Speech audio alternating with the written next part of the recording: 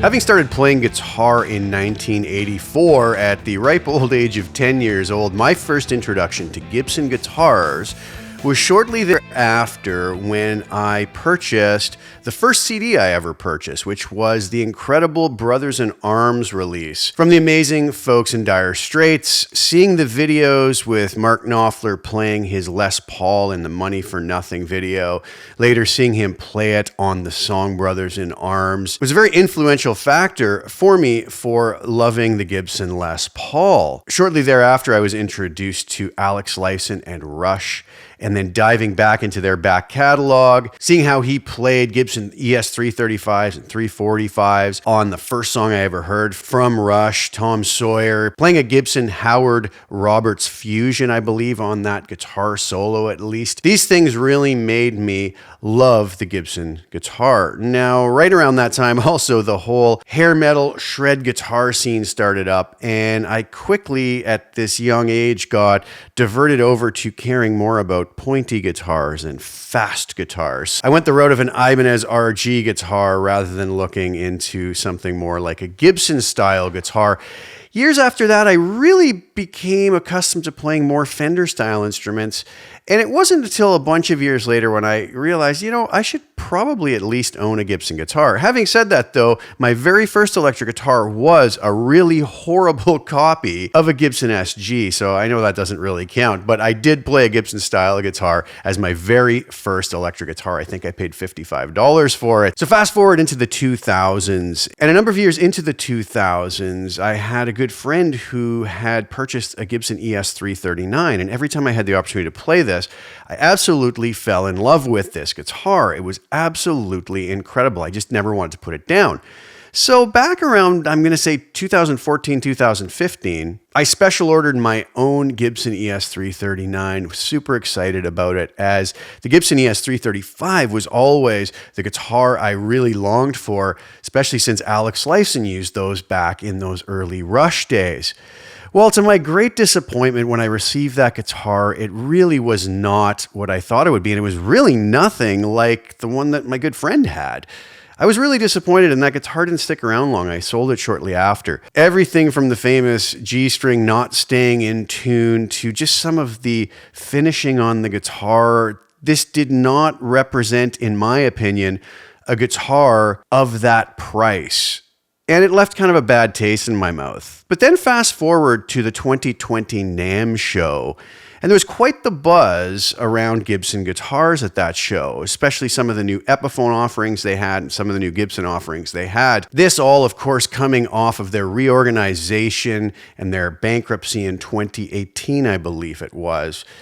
And the more I looked into it, everybody seemed to say that they seemed to be doing things right again. So I thought maybe it's time that I venture into the Gibson line of guitars again and get some of these guitars that I've really desired for so long. Now, anybody who watches my channel knows that I'm a Vigier artist, and nothing is changing with that. I have no affiliation with Gibson. My hands down favorite brand of guitars is Vigier, and for many reasons that I'll talk about even a little bit later in this video, I think they truly are making the best instruments out there today. But this video is going to be about the 3 classic 2022 Gibson guitars that I've recently acquired. 2 of them are mine, and one of them is actually one that I'm just the legal guardian of, shall we say, for the foreseeable future. And I'm very happy to be able to care for this guitar. And you might be asking what these guitars are. Well, let's take a look, dive right in, and drool over what I feel are some very nice guitars.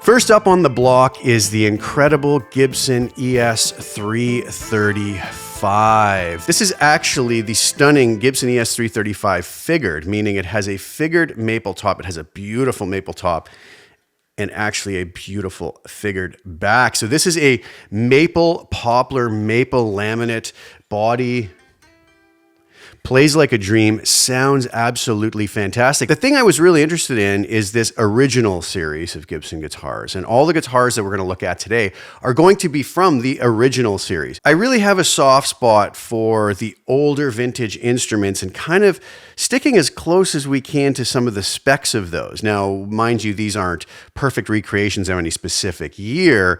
They are kind of just paying homage to some of those original specs that we have on some of the most sought after vintage instruments.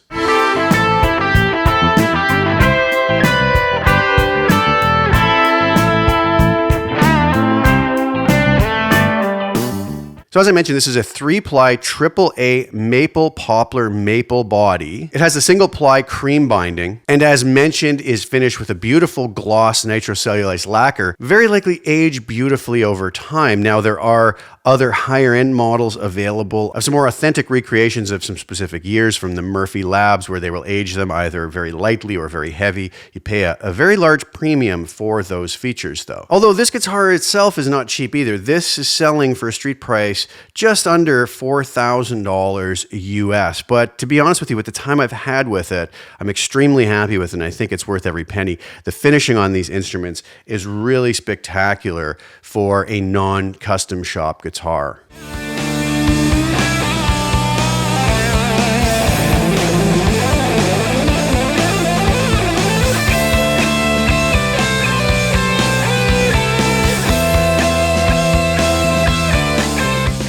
Up next is this beautiful Les Paul Standard 60s in an iced tea finish. I tried a few of these out. I picked this one because it had a beautiful flame top on it.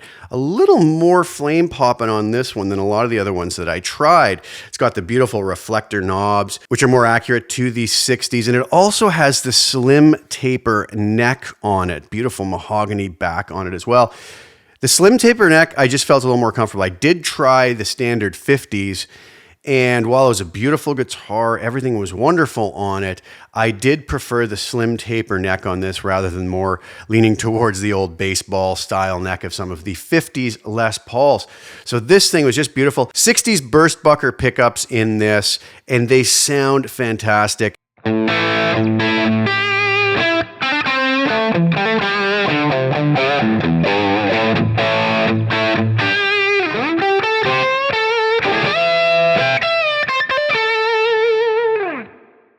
I gotta say too, these guitars were all set up beautifully right off the shelf. Something that you don't always find, but it worked out beautifully in this case. I really didn't have to do anything to these. Very, very nice stuff, and I think Gibson has a real winner with this. Again, not an incredibly inexpensive guitar. These are coming in right around a street price of just under $2,800 US. But I do think that you can't go wrong with these, as they will probably retain their value fairly well over the years.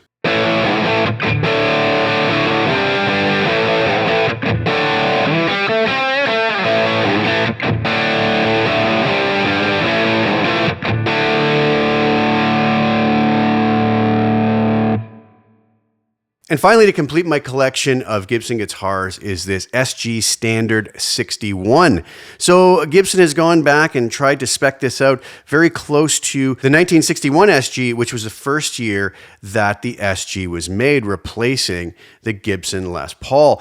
Beautiful guitar, very light, feels wonderful. I know the SG can be an acquired taste, but I was really blown away by how incredible this sounded and played. Again, this is going to have 60s burst bucker pickups, actually the same pickups as the Les Paul has.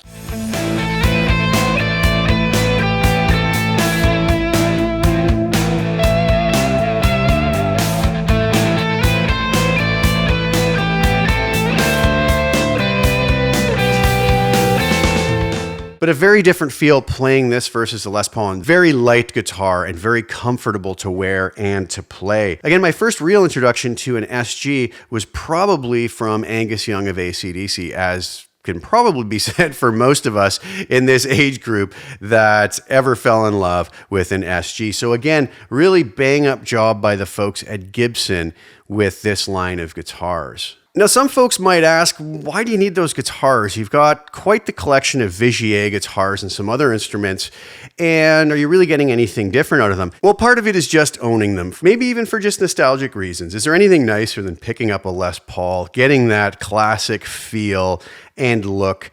You know, I'm a strong believer that even if a guitar doesn't necessarily sound dramatically different than another instrument in your collection, there is a certain mental aspect to it, an inspirational aspect to it, that maybe picking up that Les Paul just clicks your brain into a new area that might allow you to play different or come up with a creative idea.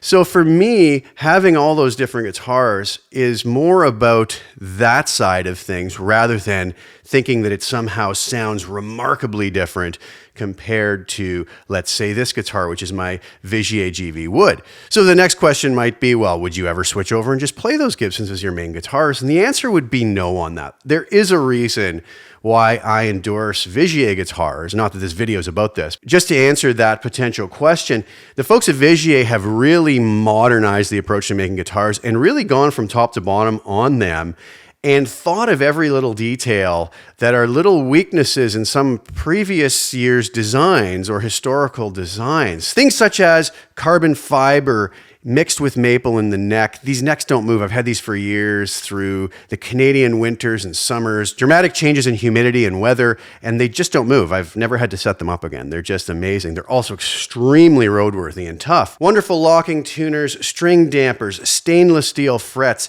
little things like brass inserts in the body that machine screws screw into to hold your strap pins in place. These are never going anywhere and will never be stripped like possible wood screws can do.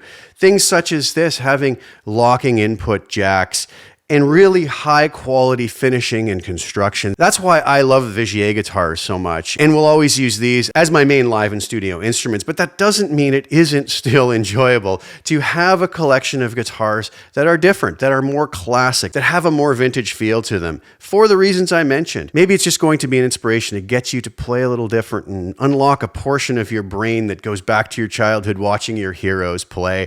So that's my reasoning behind it, and I'm super glad to have those guitars. And I hope you guys did enjoy this look at these new additions to my guitar collection. And I'm going to have some fun with these guitars in the studio and live over the coming years, getting to age along with them, hopefully for the better. Thank you guys so much for tuning in. I hope you enjoyed that. Please like the video, share it with anybody you think would get some use or enjoyment out of watching it. And also please subscribe to the channel and hit the little bell notification to get notified when I put new content out. Thanks again so much for sharing your time with me. I'll talk to you very soon. Ciao for now.